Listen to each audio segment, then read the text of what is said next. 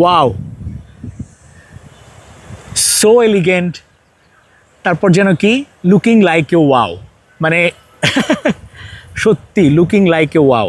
দেখেন কি অবস্থা, মানে পাগল করা অনুভূতি। এটা আসলে বোঝানো যাবে না। এই মুহূর্তে আমি আছি ইউরোপ না, অস্ট্রেলিয়াতে না, ইংল্যান্ডে না, স্পেনে না।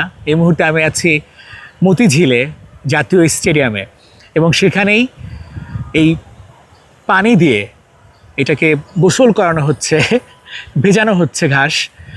এবং আপনারা সবাই জানেন 10 তারিখে এশিয়ান বাছাই পর্বের ম্যাচ, তার আগে 4 তারিখে ভুটানের সঙ্গে প্রীতি ম্যাচ, তার আগেই অনিন্দ্য সুন্দর এই মাঠটাকে প্রস্তুত করা হচ্ছে। প্রায় কমপ্লিটই বলা যায় মাঠটা, এখন শুধু খেলা বাকি। এখানেই নামবে সমিত সোম, এখানে নামবে হামজা চৌধুরী। দেখেন পানির স্পিড আমাদের কাছে চলে আসতেছে, এবং একটু একটু লাগতেছে, তারপরও ভালো লাগতেছে। ওরে ওরে পাওয়ার, আল্লাহ, দেখেন কি অবস্থা।